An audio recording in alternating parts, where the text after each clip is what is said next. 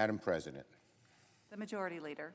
Now, first and foremost, I want to thank everyone on the floor staff who worked late into the night and into the wee hours of the morning to finish reading the Senate amendment to the American Rescue Plan. The folks who sit up here on the dais come to work every day with a very serious job to do, helping the Senate come to life and fulfill its purpose under the Constitution.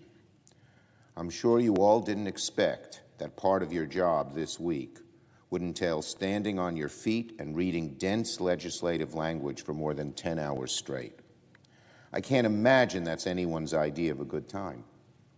But as usual, our staff took their additional duties in stride and carried them out with professionalism and grace, finishing around 3 in the morning.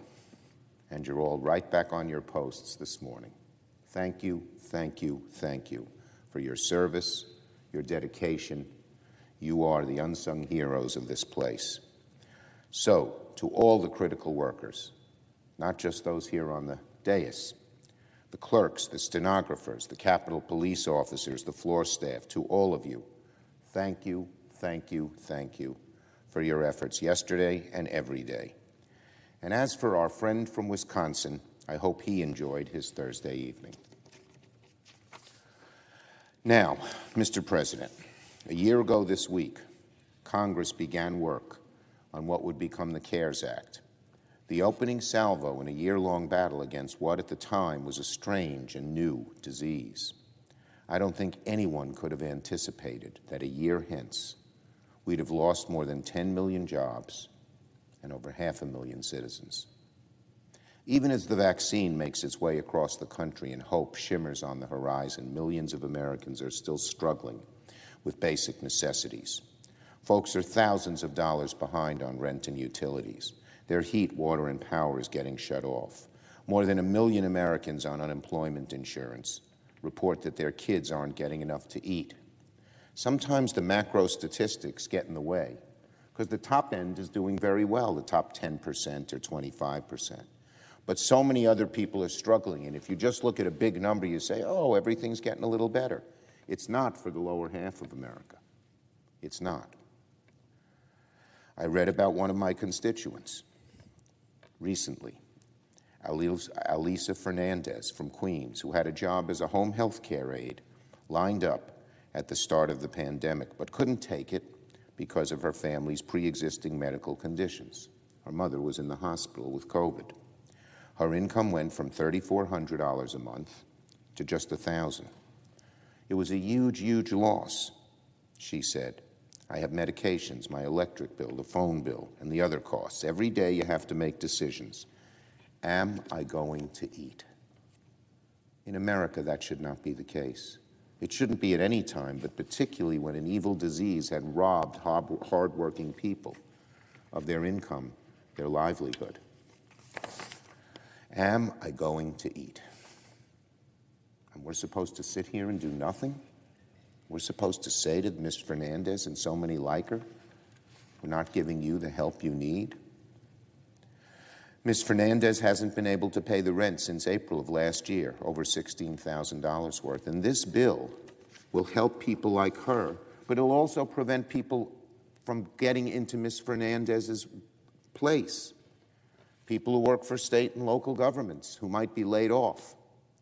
People who work for small businesses who might be laid off. Madam President, it is the job of this government during this evil pandemic to assist American families, businesses, and workers like Ms. Fernandez until this pandemic is over. It's also our job to prevent others from falling into the same awful situation that Ms. Fernandez finds herself in. It's our job to hasten the day when Americans can go back to work, our country can go back to normal, our economy can come roaring back. We can reduce that awfully high actual 10% unemployment. That's what the American Rescue Plan will do. It will send direct checks to American workers and families struggling with the cost of groceries, medicine, and the rent. The vast majority of Americans will get the full $1,400 we have asked for. It will help reopen schools quickly and safely as possible. It will help the hardest-hit small businesses hang on. It'll keep firefighters and teachers and bus drivers and sanitation workers on the job. It will help American families stay in their homes, care for their children, put food on the table. And it will give our country the resources with vaccination and testing that it needs to crush the virus once and for all. All told, the American Rescue Plan will be one of the largest anti-poverty bills in recent history, cutting child poverty just about in half. The entire country has gotten behind the bill. Business leaders, mayors, governors from big cities, small towns, red states, blue states, Democrat, Republican.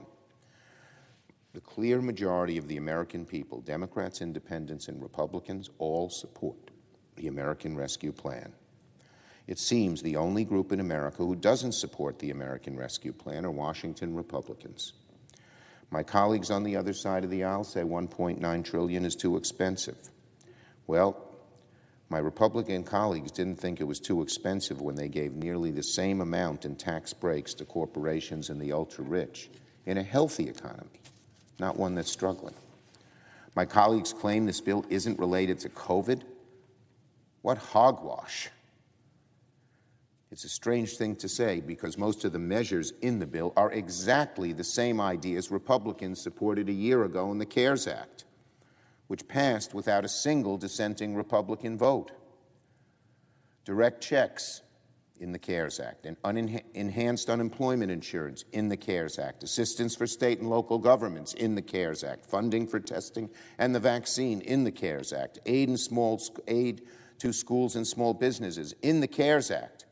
All of them were in the CARES Act, which every Republican voted for, and now they're saying the American Rescue Plan, which has the basic same structure, is not related to COVID. When we passed the CARES Act, we all thought that maybe COVID would be gone by the summer. It isn't. We need to keep at it in the same way.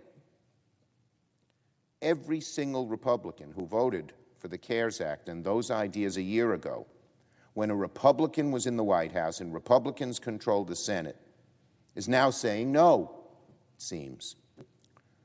But now that a Democrat's in the White House, now that Democrats control the Senate, those same ideas which they supported when Trump was president and McConnell was majority leader are a liberal wish list. Same ideas.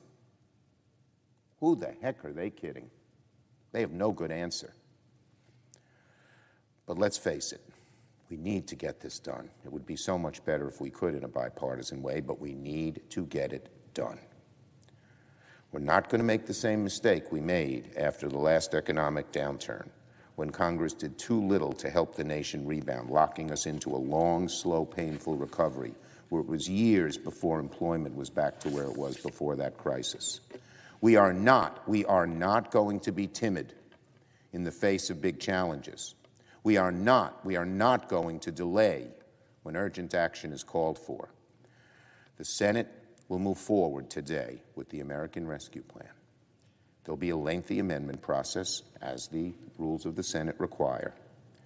The Senate's going to take a lot of votes, but we are going to power through and finish this bill however long it takes. The American people are counting on us, and our nation depends on it. Yield the floor and note the absence of a quorum.